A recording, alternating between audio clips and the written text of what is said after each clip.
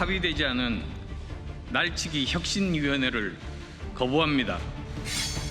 그리고 저는 전당대회에 출마하겠습니다.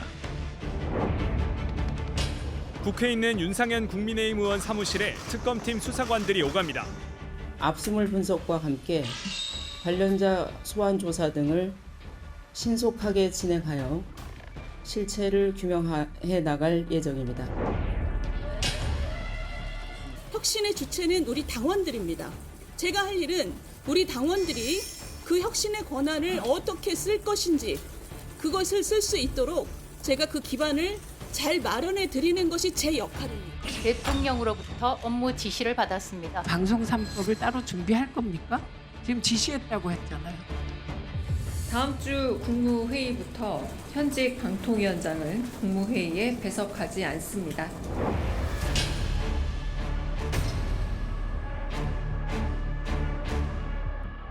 내란 수계 윤석열이 재구속됐습니다. 많이 늦었지만 사필 규정입니다. 국민의힘은 누구도 계엄을 사전에 알지도 못했고 계엄에 찬성한 바도 없습니다. 오히려 결과적으로 그 피해자입니다.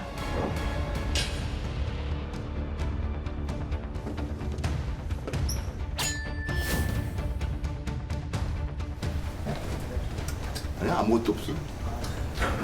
식사했어?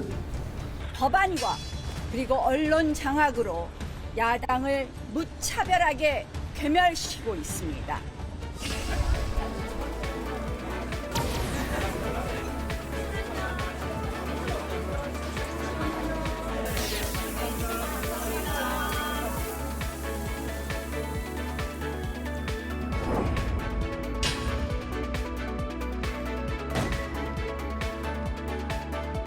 의과대학 학생들이 학생의 본분으로서 겸허하고 성실히 학업에 매진해 의료 현장에서 국민을 지킬 수 있도록 최선을 다하겠습니다.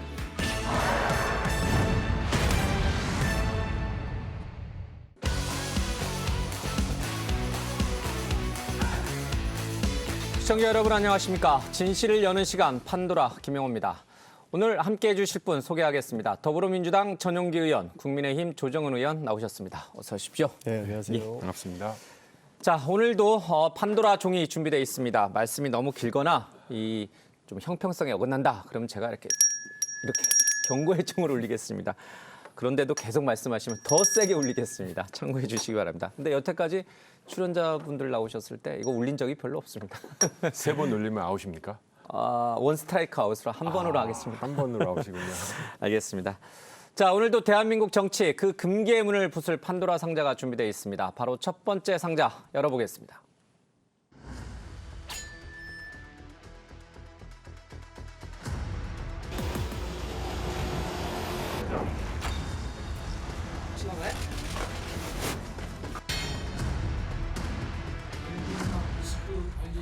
안보실 회의에서 경로하신 적은 없습니다.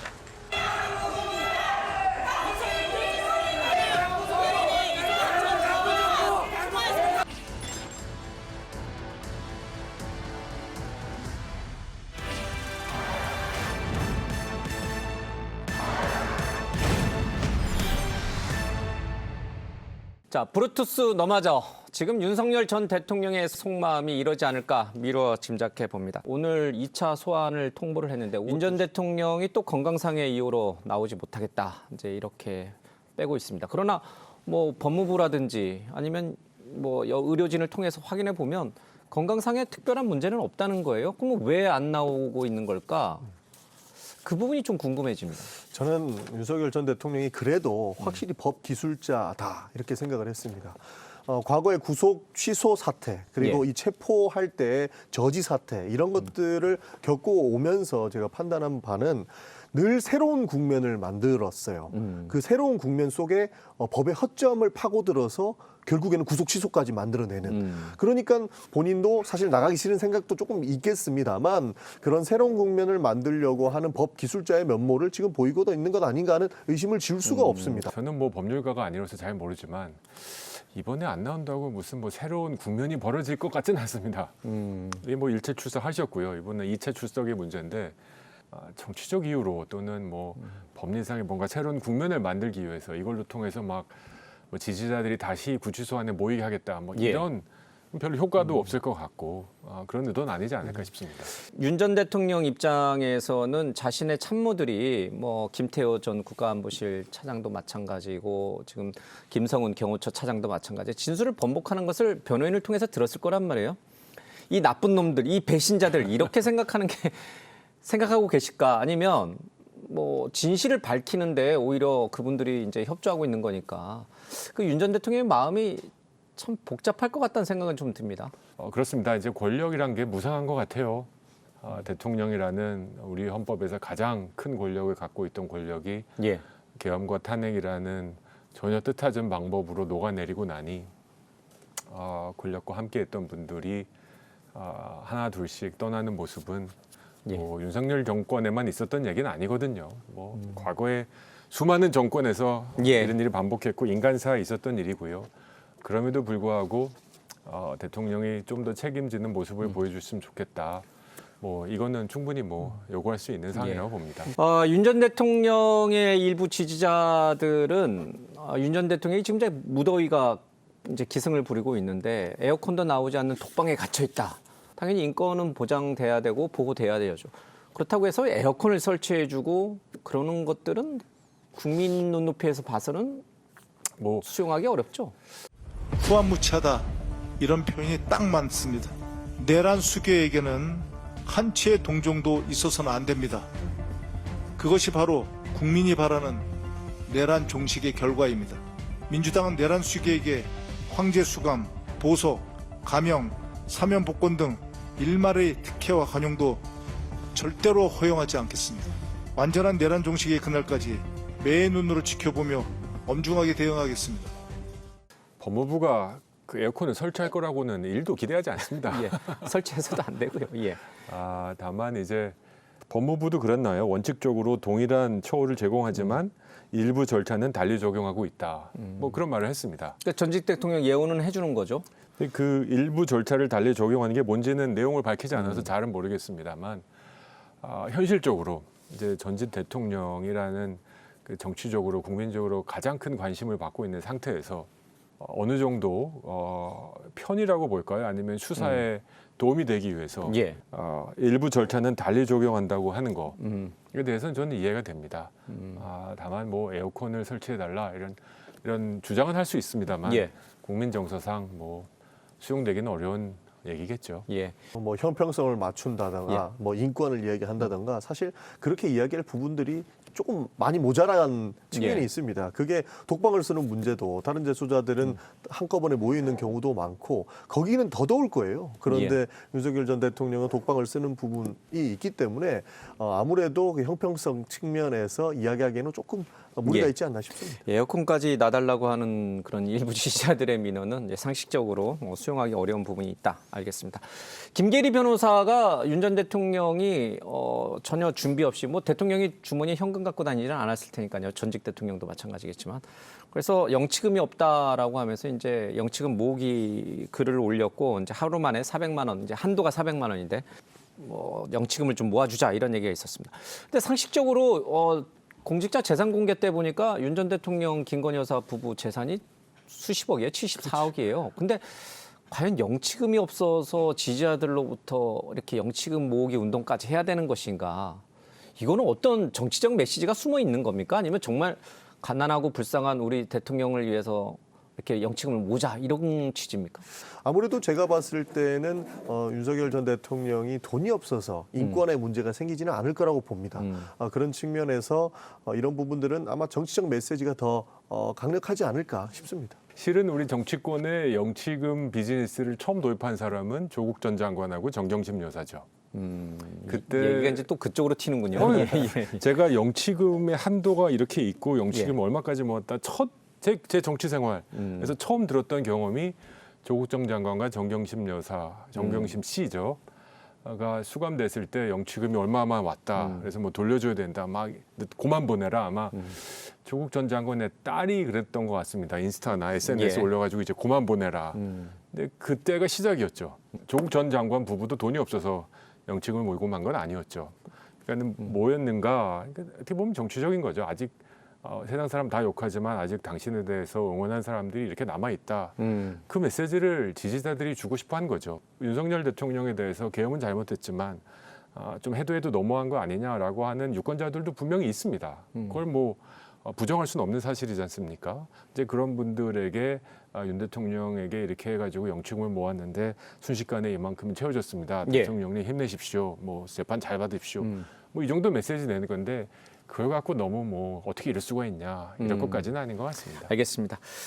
순직 해병 특검에서도 지금 수사의 속도를 좀 내고 있습니다. 지난 11일 서초동 윤 전 대통령 자택을 압수수색을 했고 문을 열어준 사람은 이제 김건희 여사였다. 뭐 수척해 보인다. 뭐 이런 얘기도 언론에 보도가 좀 되고 있습니다. 근데 여기에서 이 자택 압수수색을 통해서 이제 휴대전화를 확보했다라고 하는데 사실 윤 전 대통령이 휴대전화를 바꿨잖아요. 그렇습니다. 명태균 사건 이후에도 그렇고. 그렇다고 들었습니다. 근데 이거를 확보하는 게 어떤 의미가 있을지 모르겠습니다. 그래도 혹시나 하는 마음에 하지 않았을까 싶기는 하거든요. 사조에서 개인 전화를 가지고 통화를 한다거나 이런 경우가 예. 많았기 때문에 휴대폰을 일단 확보하는 것이 필요한 것이고 이후에 뭐 통신 기록이라든지 여러 새로운 예. 증거들을 찾을 수 있기 때문에 이렇게 사저에서 휴대폰을 확보하는 압수수색을 하지 않았을까 그렇게 추측을 합니다. 저는 이거는 좀 한번 꼬집고 넘어갈 필요가 있다고 생각합니다. 저는 사저라는 건 대통령도 우리 사회자님도 전 의원님도 저도 인간에게 가장 개인적인 공간입니다. 그래서 사저를 압수수색한다는 거는 찾을 거 그다음에 이것이 있을 가능성이 상당해야 된다고 생각합니다. 왜냐하면 개인의 프라이버시, 사생활에 대한 예. 헌법적 권리에 대한 침해이기 때문입니다. 뭐 필요하면 하겠죠. 그것까지 막지는 않습니다만. 근데 이 경우에 예. 대통령의 직무는 대통령실에서 수행했지 않습니까? 진짜 1순위였으면 용산 대통령실이라고 생각해요. 용산 대통령실을 압수수색해가지고 지금 정권이 바뀌었지만 최혜병 관련된 대책회의는 대통령실에서 있었지 사저에서 있었던 것은 아니잖아요. 예. 그냥 닥치고 사저부터 뭔가 있는지 보는 건데 이건 혹시 이 과정에서 뭔가 또 딴 게 나온 게 아닐까? 그리고 지난주였나요? 저희 국민의힘 임종덕 의원 의원실과 개인 집을 압수수색했는데요. 예. 저는 임종덕 의원이 그 회의 최상병과 관련된 것을 논의했을 때 휴가 중이셨거든요. 예.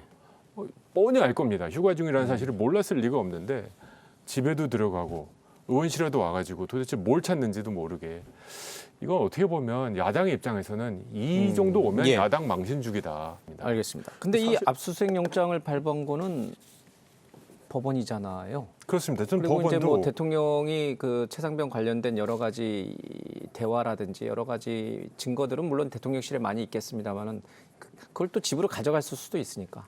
뭐 그렇게 따지면 모든 게 가능하죠. 뭐 그렇게 따지면 모든 게 가능하고 그 자료를 사회자님이 집에 갖다 놨을 수도 있죠. 대통령이. 저는 대통령과 안 친해서 제가 갖다 놓지 않습니다. 그렇게 주장하지만 특검이 와서 한번 집을 뒤져봐야 알겠다. 이럴 예. 수도 있지 않습니까? 예. 뭐 그러니까 무리한 수사다 이런 얘기. 홍길동 집에 갖다 놨을 것 같다고 내 꿈에서 생각했다. 그래서 법원에 이거 해달라. 이러면 안 되지 않습니까?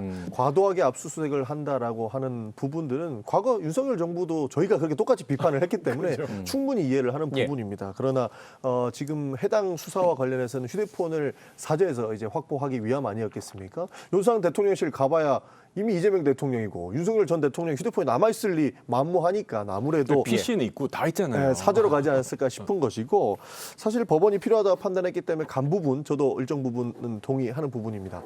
그러나 이 사건 또한 어느 정도 윤석열 정부에서 키운 측면이 있다고 봐요. 그런데 그때 당시 돌아가 보면 어떻습니까? 장관은 사실 저희가 많이 의심했습니다만 도피시키기 위해서 어디 대사로 보내는 건 아니냐 이런 말씀도 했었고요. 실제로는 사단장을 지키기 위해서 왜 정권 차원에서 모든 권력을 다 동원하느냐라고 저희가 비판을 했습니다. 이 문제를 키운 부분들은 정말로 저는 윤석열 정권에 있다라고밖에 말씀을 드릴 수가 없는 겁니다. 알겠습니다. 자, 김건희 여사에 대해서도 이제 특검팀의 수사가 계속 강도 높게 진행이 되고 있습니다. 이름을 대면 알만한 국내 큰 대기업들이 금융기관들이, 은행들이 투자를 했단 말이에요. 이것도 석연치가 않습니다. 렌터카 회사에 왜 금융기관과 대기업들이 투자를 할까? 김건희의 집사 김모 씨에 대한 신속한 수사를 촉구합니다.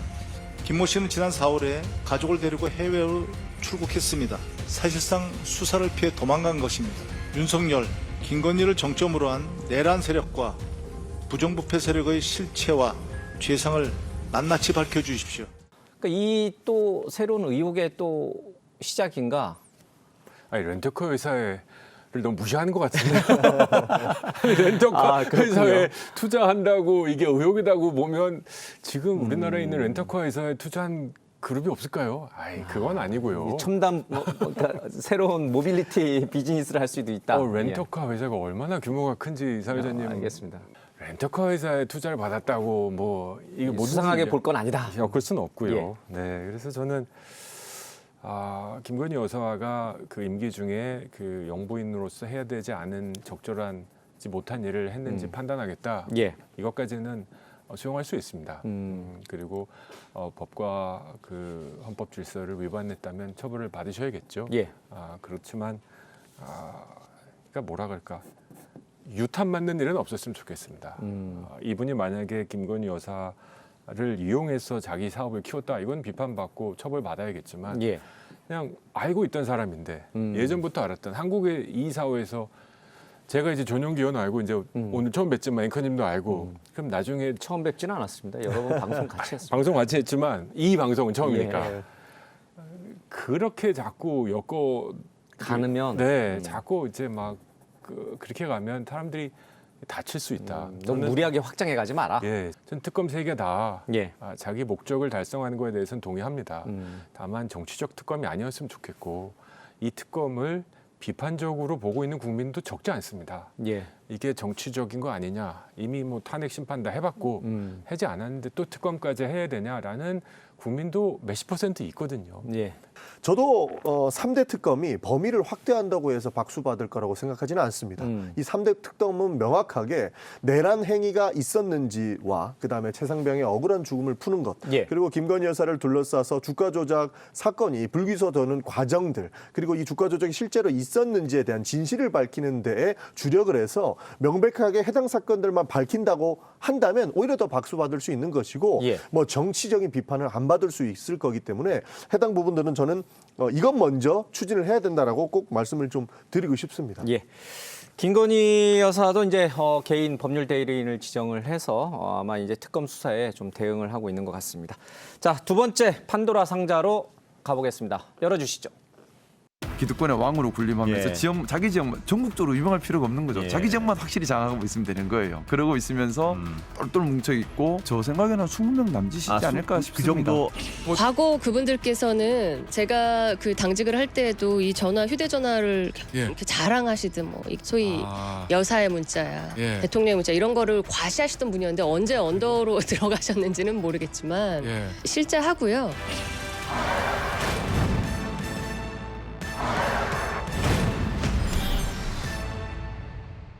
조 의원님, 의원님이 보시기에 그러니까 언더 찐윤이라고 하는 것은 찐윤인데 드러나지 않은 찐윤이란 뜻인 거죠. 그러니까 숨어 있는 찐윤. 드러난 찐윤들은 저희가 대충 다 아는데 수면 위에 떠오르지 않은 그런 찐윤이 있습니까? 제가 이게 언더 찐윤이라는 질문지를 받고 이게 누가 이거를 처음 이 워딩의 창시자가 누구신가 봤습니다. 언더 찐윤에. 하여튼 아마 제가 틀리지 않았다면 아마 한때는 저희 당이셨지만 지금은 이제 민주당 의원이신 김상욱 의원님께서 아마 언론 인터뷰에서 하신 것 같습니다. 근데 아마 그 민주당의 수박 사냥 비슷하지 않나? 수박 논쟁 과연 이게 진짜인지 아닌지 잘 모르겠고 지금 저희 이 여당의 입장에서 누가 찐윤인지 아닌지 언더 찐윤 게다가 이런 거 갖고 막 명단 돌리고 이러는 분위기는 아닙니다. 지금 실은 민주당한테 감사해야 되는데요. 저희가 지금 한가한 상황이 아니거든요. 지금 3대 특검으로 막 하루에 한 명의 의원들께서 압수수색을 당하고 이런 상황에서 국회 의석도 압도적으로 적고 저는 찐윤, 뭐 비윤, 친한, 비한 이런 계파를 갖고 우리가 큰 갈등을 일으켜서 정치적을 득을 볼 생각을 하는 의원들은 최소한 원내는 없다. 거의 없다고 생각합니다. 알겠습니다. 처음에 얘기됐을 때 찐윤들은 의원총회 할 때 맨 앞줄에 앉거나 맨 뒷줄에 앉는 분들 또는 이제 체포 영장 집행에 들어갔을 때 이제 스크럼을 짰던 50여 명의 의원들. 그러니까 그분들이 아니라 의원총회 하면 4번째나 5번째 줄에 앉아 있는 잘 드러내지는 않지만 여러 가지 당의 혁신이라든지 개혁과 관련해서는 반대를 하시는 그런 분들이 존재한다. 뭐 20여 명 숫자 정도도 나오고 있는데 저희 당 사실은 전혀 아니다. 네 번째, 다섯째 줄은 항상 비어 있습니다. 많이 앉지 않습니다. 우리 중진 의원님들은 민주당도 그렇지 않으실 거예요? 좀 다 뒤에 가 계시고. 네, 국회 본회의처럼 이렇게 뒤에 앉으시고 첫 번째, 두 번째 줄은 당직. 그렇지 않습니까? 원내대표, 뭐 정책의장, 그다음에 대변인들이 쫙 앉으십니다. 그래서 네 번째, 다섯째 줄은 많이 비어 있습니다. 알겠습니다. 안타깝게도 민주당만큼 의원 수도 많지 않아서 똑같은 아마 이렇게 바꿔서 쓰지 않습니까? 그래서 그렇게 많지는 않습니다. 민주당은 언더찐명은 몇 번째 줄에 줄었습니까? 언더친명은 없는 것 같고요. 대부분 지금 친명 아니겠습니까?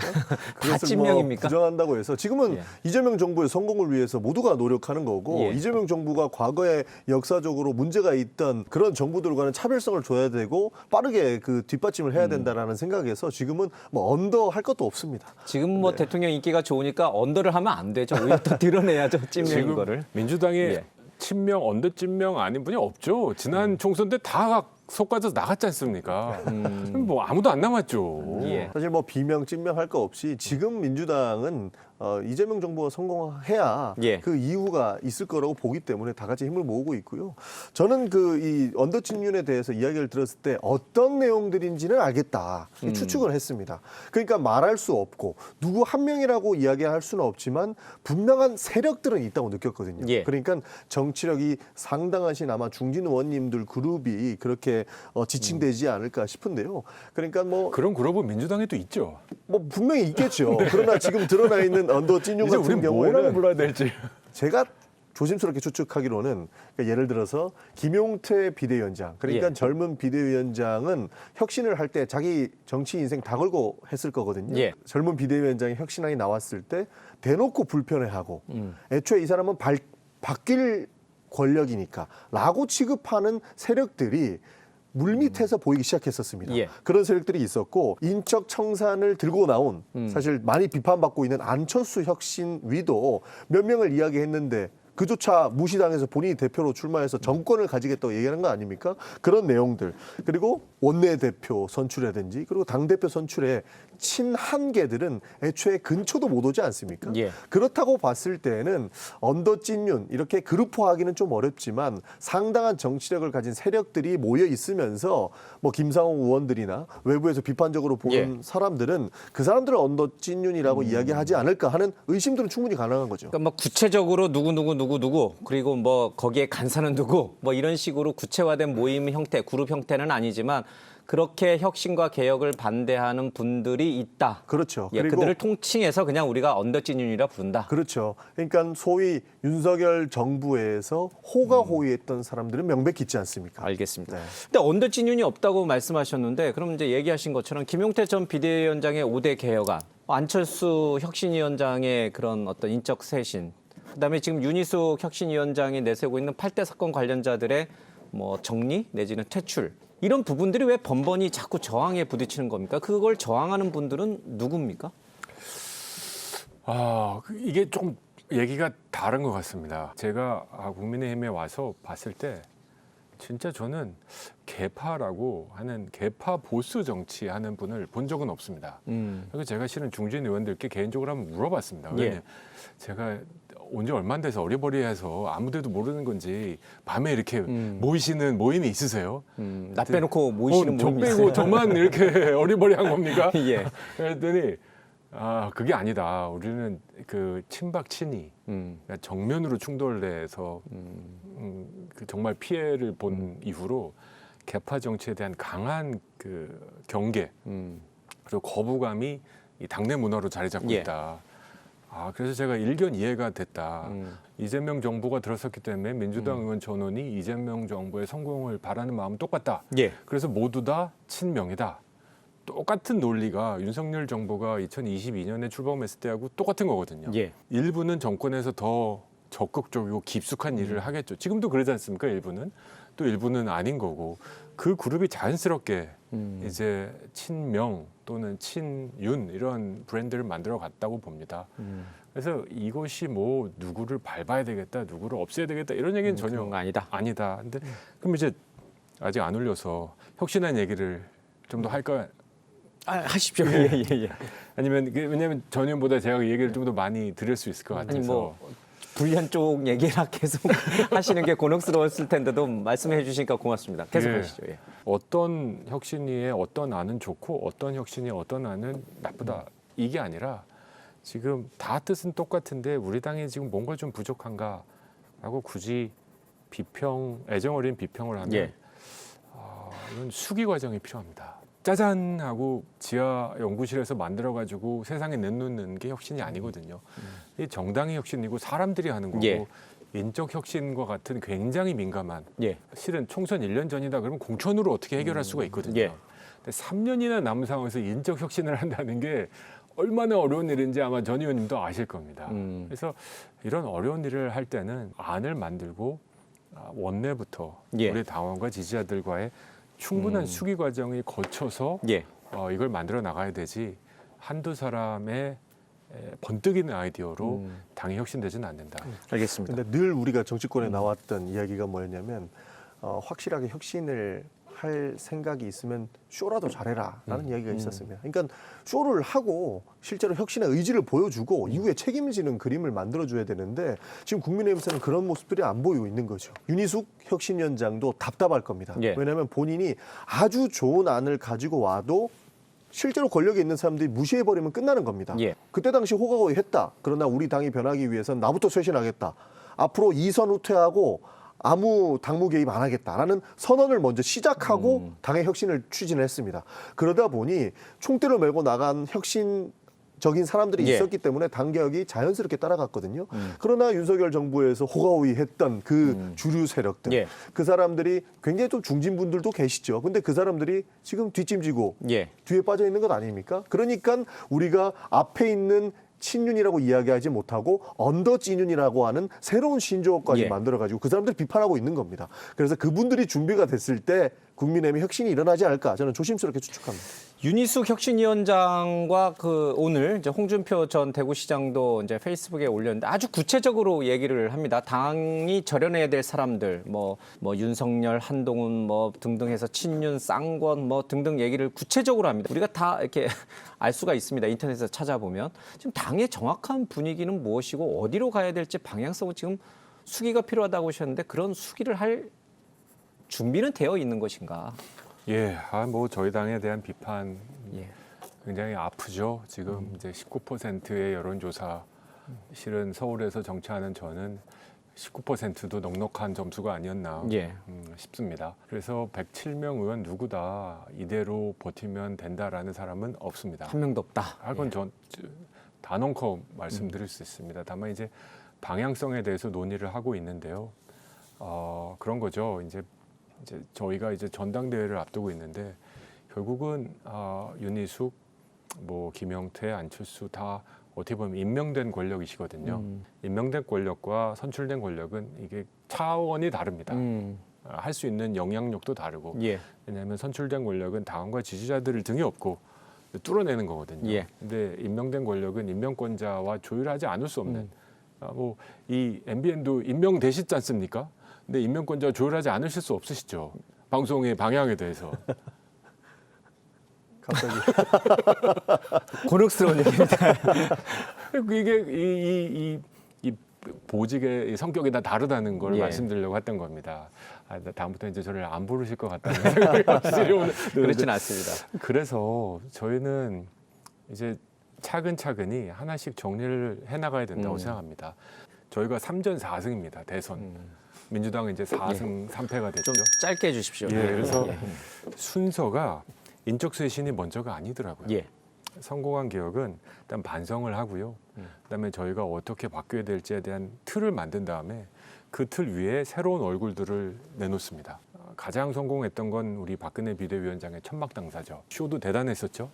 그리고 효과도 있었습니다. 그래서 순서에 대한 것도 조금은 고민해볼 필요가 있다 싶습니다. 알겠습니다. 자, 조정훈 의원께 굉장히 곤혹스러운 질문만 쭉 이어졌는데 이제 이번에는 태세를 전환해서 기다리고 있었습니다. 자, 인사청문회가 오늘부터 이제 본격적으로 시작이 됐습니다. 뭐 이제 시를 나눠서 이제 하기 때문에 각 후보자들에 대한 얘기를 뭐 상세하게 다 할 수는 없습니다만은.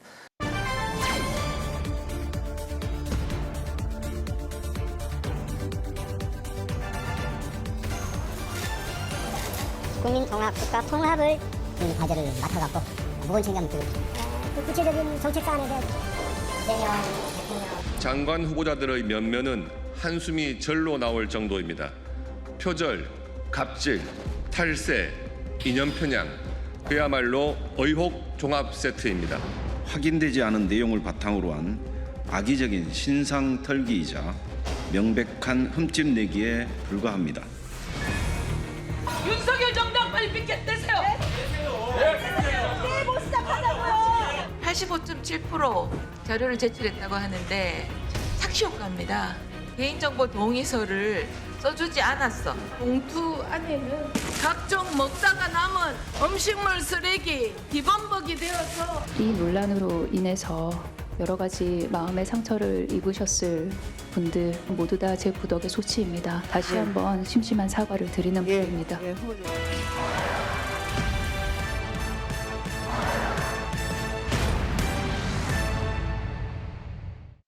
보좌관들에 대한 갑질 문제 얘기가 지금 굉장히 좀 뜨거운 핫 이슈가 되고 있는데 오늘 충분히 좀 소명이 됐다고 보십니까? 실제로 개별 사건들에 대해서는 양쪽의 입장을 다 들어봐야 되는 부분이 있는 것 같습니다. 사실 저는 개괄적으로 볼 것이 아니고 총론적으로 좀 볼 필요가 있는 것 같습니다. 우리가 법원에 가도 객관적인 증언을 할 수 없는 사람들에 대해서는 증인 신청을 하더라도 인용을 안 하지 않습니까?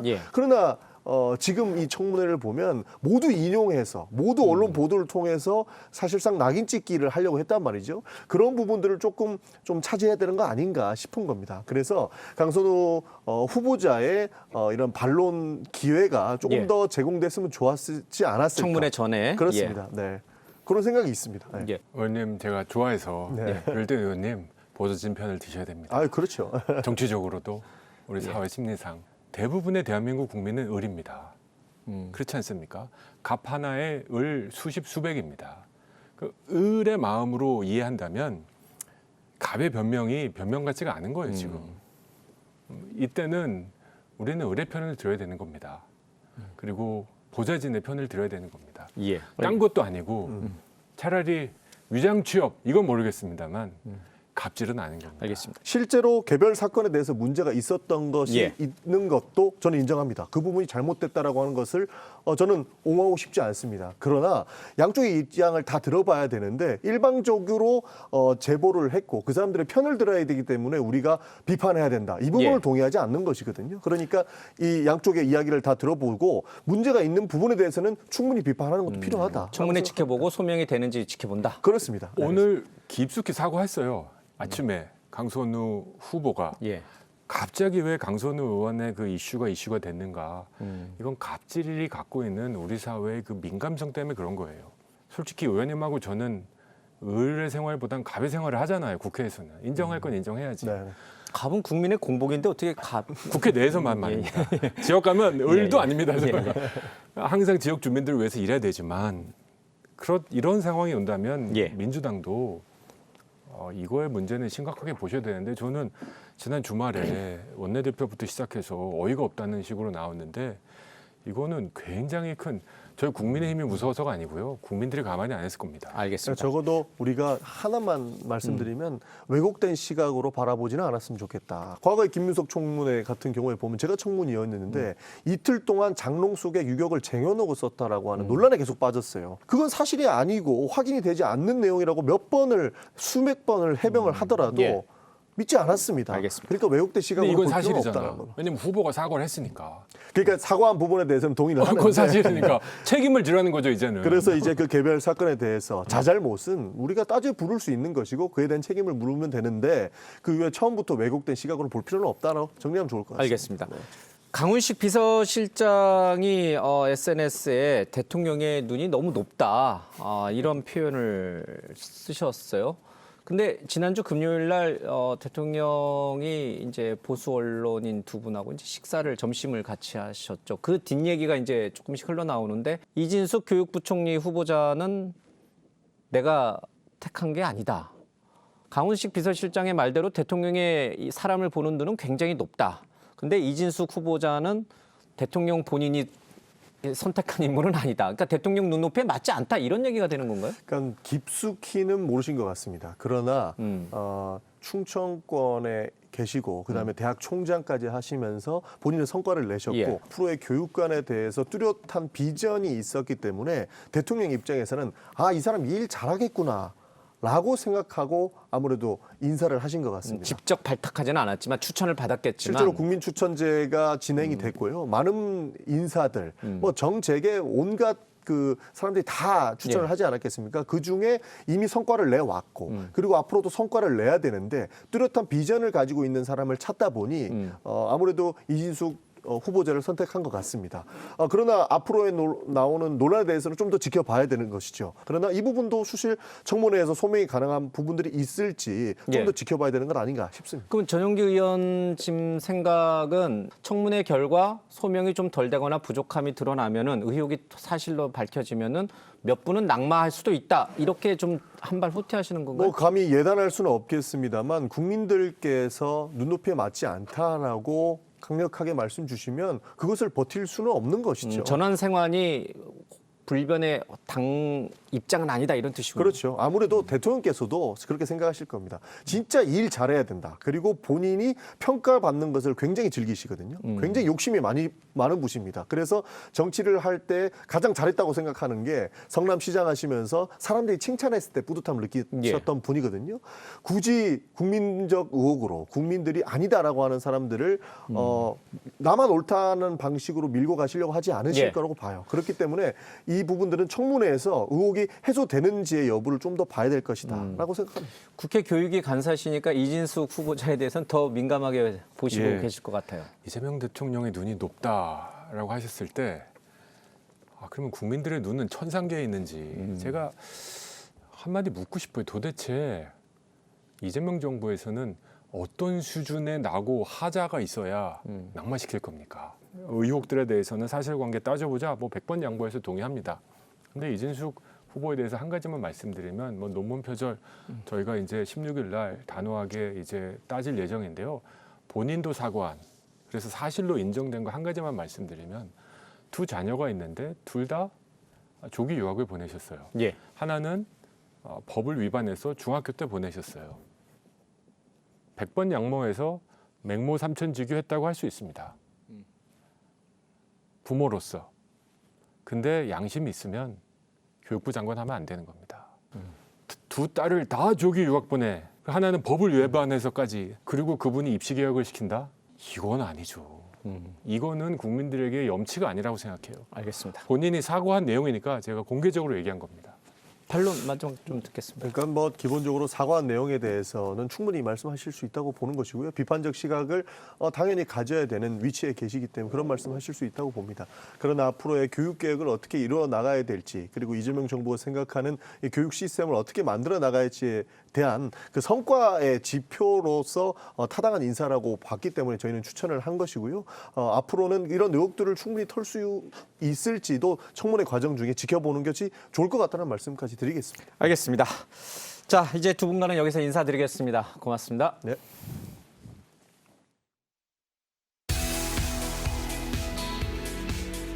저는 지금 국회에 있는 국회방송 스튜디오 앞에 나와 있습니다. 이곳에서는 수많은 정치적 메시지들이 매일같이 쏟아지고 있는데요. 이 메시지들을 손짓과 표정만으로 전달하는 분들이 있습니다.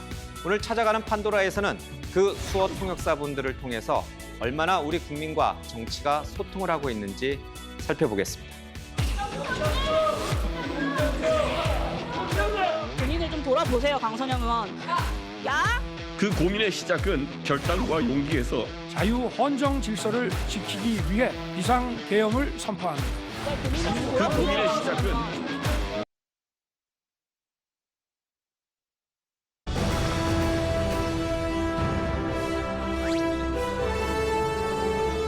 필요한 것은 당내 단합입니다.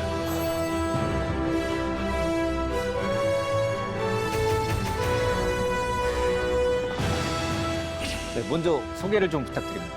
네, 안녕하세요. 만나서 반갑습니다. 저는 수화통역사 박지원입니다.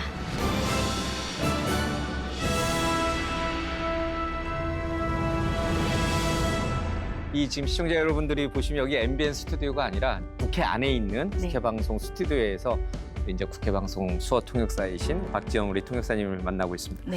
근데 지금도 복장이 검은색인데 수어통역 하시는 분들이 검은색 옷을 많이 입는 것 같아요, 위아래. 네. 제 옷장을 보면은 다 검은색인데요. 다요? 네. 이게 유니폼이에요? 검은색이? 네. 그러니까 저희가 얼굴과 손을 예. 농아인분들이 피로감 없이 계속 저희를 보셔야 되잖아요. 그렇기 때문에 저희가 만약에 하얀색 옷을 입으면 수화를 했을 때 손이 정확하게 잘 보이지 않아요. 하얀색 옷에 이렇게 손이. 네, 맞습니다. 그래서 제가 한 가지 질문을 드리자면 예. 흑인이신 수화통역사분 계실 경우에 피부가 까마신. 네, 예. 그러면 어떻게 옷을 입을까요?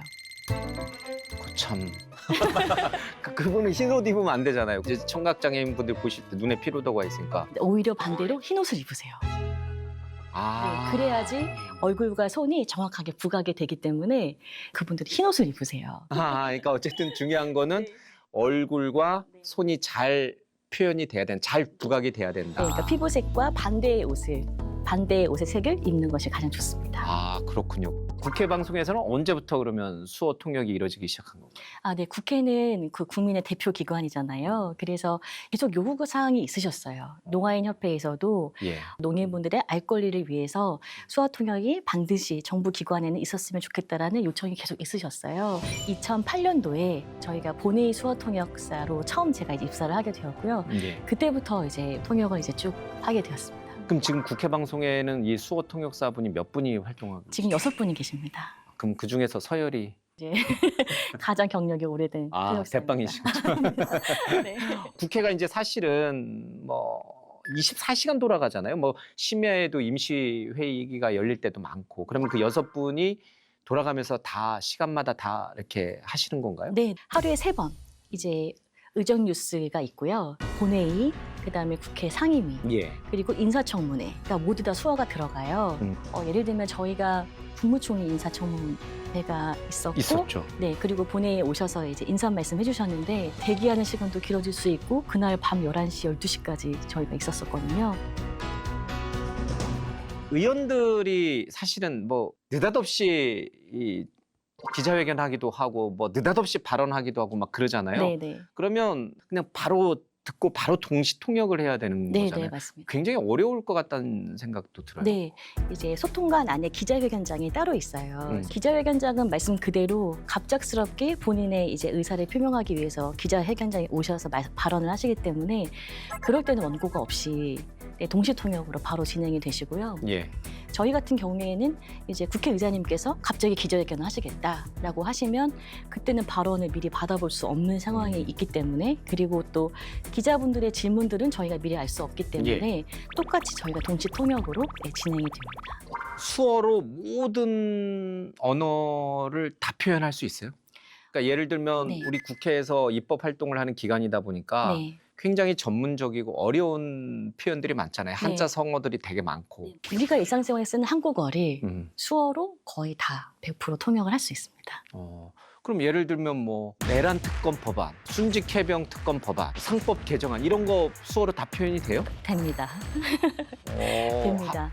내란 특검법은 어떻게 표현해요? 네, 내란이란 단어를 저희가 쉽게 접해보지 않는 단어잖아요. 여기도 막 무장한 군인들이 여기 국회에 다 들어왔잖아요. 네. 저희가 그때 굉장히 진짜 긴장하면서 대기하고 그랬었는데요. 내란이라는 그 단어를 어떻게 표현하면은 농아인분들이 조금 더 쉽게 정확하게 이해할 수 있을까라고 고민을 해서 많은 농아인분들한테 영상 전화로 또 물어보기도 하고 저희 통역사 이제 선후배들한테 다 물어봐서 가장 좋은 표현을 하나를 이제 모아낸 거죠. 나라가 혼란. 윤석열 전 대통령 등에 의한 내란 외환 행위의 윤석열 전 대통령 등에 의한 내란 외환 행위의 진상 규명을 위한 내란 외환 행위의 많은 사람들이 혼란과 분쟁을 겪는 내란. 이라는 단어를 만들었고요. 그 다음에 국회에 이제 군인들이 오셨잖아요. 예. 군이 국회를 침탈했다. 이렇게도 표현을 했어요. 위법적이고 위헌적이다. 네, 맞습니다. 그런 거를 우리 청각 장애인 분들에게 적절하게 표현하는 게 굉장히 어려운 건데. 네, 맞습니다. 많은 고민과 어려움이 있었지만 예. 네. 또 그런 어려운 법률, 입법 용어들이 굉장히 많을 텐데 그런 기억이 에피소드가 있습니다. 네, 그 말씀하신 것처럼 또 탄핵이란 단어도 탄핵. 저희가 쓸 일이 원래 없잖아요. 그렇죠. 근데 이제 전에 박근혜 대통령 때 탄핵이라는 경험이 저희가 있었기 때문에 예. 이번에도 이제 그 탄핵이라는 단어를 썼을 때 농아인분들이 잘 이해해 주셨어요. 투표 결과를 말씀드리겠습니다. 대통령 윤석열 탄핵 소추안은 가결되었음을 선포합니다. 가결되었음을 선포합니다. 국회에서의 탄핵, 그리고 그게 이제 헌법재판소에 갔을 때의 또 탄핵, 예, 그런 것들이 공식적으로 되어지는 그런 과정들을 이제 국회에서 계속 저희가 통역하면서 설명을 드렸고요. 아무래도 이제 정치 용어도 많고 또 법률 용어도 많기 때문에 그 법률 하나하나의 단어를 저희가 의미를 다 분석해서 그 단어의 의미에 맞게 조합하는 것이 굉장히 어려웠어요. 우리 이제 시청자분들은 이제 국회의원들이 정치 활동을 하는 거 보면 뭐 잘한다 이렇게 칭찬할 때도 있지만 대부분은 참 정치인들 왜 저러냐, 싫다. 여야 의원들 막 싸우고 상임위에서 막 고성하고 욕하고 막 이러면 이거를 통역해야 되나 말아야 되나 그런 고민될 순간들이 많았을 것 같아요. 네. 국민의힘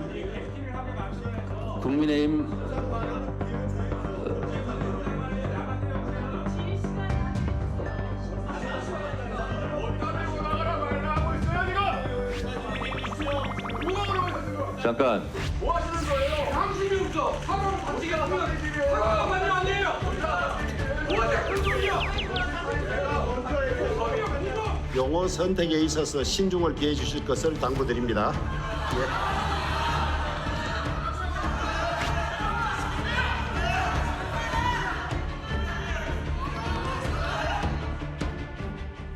저희가 그래서 통역을 할 때는 저희의 모든 정치색을 다 버리고 오롯이 그 통역에 집중을 해야만 검은색이 저희가 돼서 마음까지도 새카만 검은색이 돼서 색깔을 맞습니다. 드러내면 안 되니까. 네.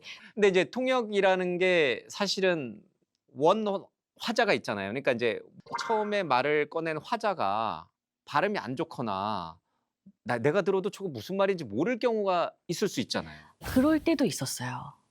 네. 피해에 대한 의료기관 또는 진료과 교수마다 의료행위 지시 범위가 다르고 피해에 대한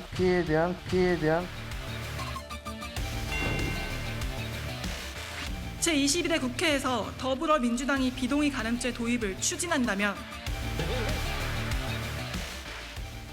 정말 진짜 무슨 말인지 못 알아들었을 때는 그 말을 빼고 통역을 하다가 나중에 그 말의 의미를 한 번 더 말씀해 주시는 기회가 생길 때는 그거를 저희가 부연 설명해서 설명할 때도 있고요.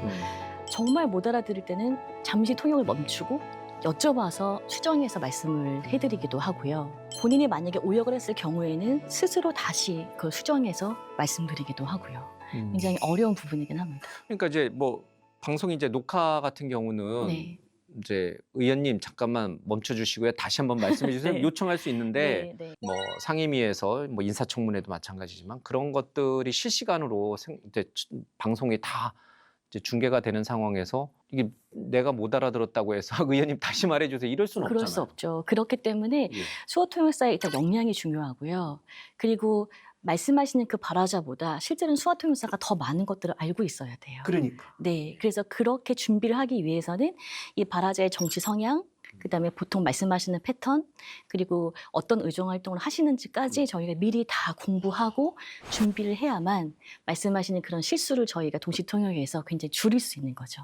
그러면 300명이 무슨 입법 활동을 하고 있고 저 사람이 주로 쓰는 단어가 무엇이고 그런 것들 다 알고 계세요?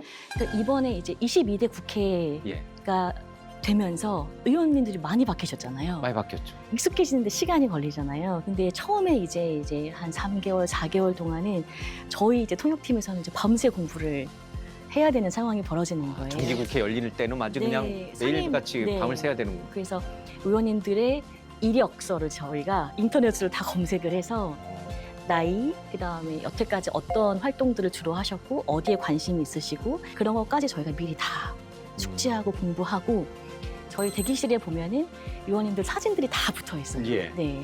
상임위마다 상임위 그 사진을 다 붙여놓고 내가 늘 보면서 외우고 공부하고 준비하고 있습니다. 판도라의 패널로 모시겠습니다. 웬만한 저기 정치 패널보다 훨씬 더 많이 알 수 있을 것 같아요. 그 의원들 중에 갑자기 막 소리 지르고 호통치고 막 그런 경우도 많잖아요. 네. 저쪽에 반대편에 있는 의원들을 향해서 막 네. 삿대질성으로 막 얘기하시고. 네, 그러면 저 똑같이 삿대질을 해야 되는 거예요. 아니 여야 원내대표들이 상의하세요. 정치에 나가도 한참 나갔죠. 한참 나갔죠.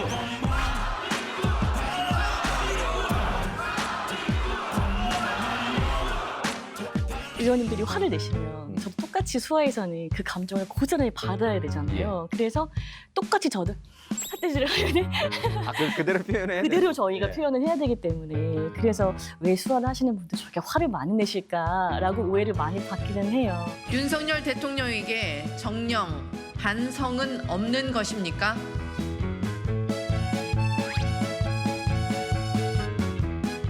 잘하지 않을까 감정 없이 말씀을 하시잖아요. 예, 예. 그렇지만 그 의미는 분명히 화를 내고 계시면은 저희가 그렇죠. 수화에서는 얼굴 표정으로 화를 내야 돼요. 그 수어 가운데 얼굴 이름이라는 게 있다는데 네. 그건 뭔가요? 아, 네.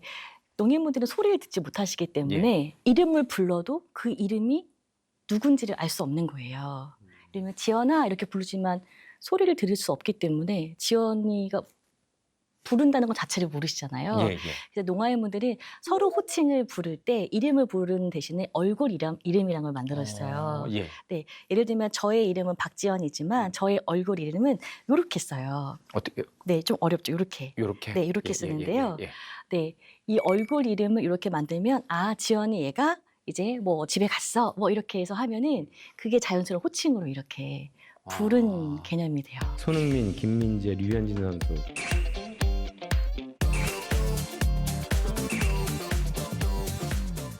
사람마다 다 얼굴 이름이 다 다를 거 아니에요? 네, 얼굴 이름이 다 다르고요. 예. 우리가 이름이 동명이인 있는 것처럼 농인분들도 똑같이 인기 있는 이름이 있는 거죠. 그래서 얼굴 이름이 똑같으신 분들이 계세요. 네. 아, 이거 호기심이 계속 생기네. 이재명 대통령은 뭐 어떻게 해야 돼요? 이재명. 아, 네. 이재명 대통령 이름은 한자 이름을 기반으로 또 만들어줬어요. 아, 지금 통용되는 이재명 대통령의 얼굴 이름이 있어요? 있습니다. 있습니다.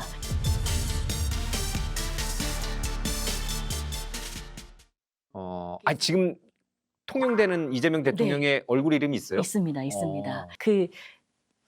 이 숫자가 뭘까요? 이 지문자가. 이게 이렇게 지읒이에요. 이렇게 지문자가. 지읒? 네, 이렇게 지읒 모양이시죠. 네. 예. 그래서 이재명 할 때 이게 지읒이 제예요. 제자, 네, 지읒. 네, 지읒인데 명자가 밝을 명이잖아요. 예. 저희가 밝다라는 수화가 네, 이렇게 써요. 밝다. 이렇게. 아니면 밝다. 아, 명자가 네, 들어가니까. 네, 밝을 명 이렇게 밝다 아니면 밝다 이렇게 써요. 그래서 이 지읒이란 이름을 가지고 여기서 얼굴이 밝다 이재명 이렇게 해서 이렇게 썼어요. 이재명. 대통령이 3번 도전해서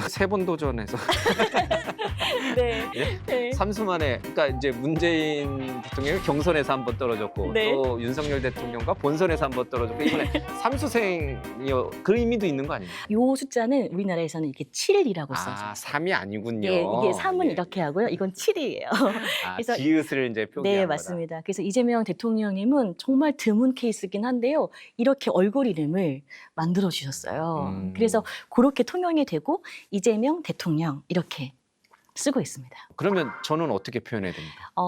제가 뵀을 때는요. 이제 앵커님 보니까 눈썹이 굉장히 이렇게 진하고 멋지세요. 분장실에서 진하게 그래서 남자분들은 예. 대부분 예. 이 손가락에 들어가요. 아, 여기가 남자는 들어가요. 이거, 여자는 이거. 네, 그래서 여기에서 눈썹이 진한 남자야라고 예. 하면 보통 뭐 이렇게 쓴다거나 어떻게 네, 잠깐만 네. 예, 이렇게 그래서 해서 눈썹을 가르치면 눈썹을 이렇게 가르치면, 하면 예, 예. 아 눈썹이 진한 이거 좋은데요? 아 김용호 앵커 이렇게 되는 거죠. 저의 얼굴 이름은 그럼 이게 되는 건가요? 잘 어울릴 것 같습니다.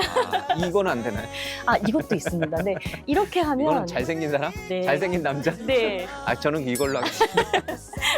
네, 이 얼굴 이름도 많습니다. 저희가 이제 찾아가는 판도라의 마지막은 좋아하는 노래를 직접 부르는 건데 아, 이제 부르는 네. 건 좀 어려울 수 있으니까 네. 뭐 좋아하는 노래를 이렇게 수어로 표현해 주시면 좋을 것 같아요. 말씀해 주신 것처럼 농인분들은 소리를 듣지 못하시잖아요. 그러니까요. 하지만 소리를 보실 수 있으세요. 그래서 저희가 다양한 노래를 수화의 퍼포먼스로 그 노래의 느낌을 그대로 전달할 수 있거든요. 근데 수화 통역사도 그렇게 할 수 있지만 실제로 농인분들이 굉장히 피땀 흘려서 노력하시는 그런 또 단체가 있으세요. 예. 네, 핸드 스피크라는 단체가 있는데요. 거기에서는 우리나라의 모든 노래를 뮤지컬, 그다음에 또 인기 있는 노래들을 정말 다양한 춤과 퍼포먼스로 아, 수화가 이렇게 멋지구나 알 수 있을 만큼 그렇게 수화 노래를 표현하세요. 그래서 한번 꼭 네, 확인해 보셨으면 좋을 것 같습니다. 예, 네. 알겠습니다. 앞으로 방송에서 네. 이제 우리 박지연 통역사님을 비롯해서 많은 수어 통역사분들이 활발하게 활동하는 모습을 좀 기대하겠습니다. 네, 고맙습니다. 고맙습니다. 감사합니다. 수화와 수어는 좀 다른가요? 대화하는 그냥 대화가 아니라 수화가 아닌 수어. 그러니까 수화 언어다라는 의미로 저희가 수어라고 말하고 있습니다. 영어, 뭐 일본어 이렇게 말하는 것처럼 한국어 또 수어. 네, 이렇게 이해해 주시면 좋을 것 같습니다. 이 수화보다는 좀 더 범위가 좀 확장된 개념이군요. 네, 언어의 관점으로 봐주시면 좋을 것 같습니다. 예.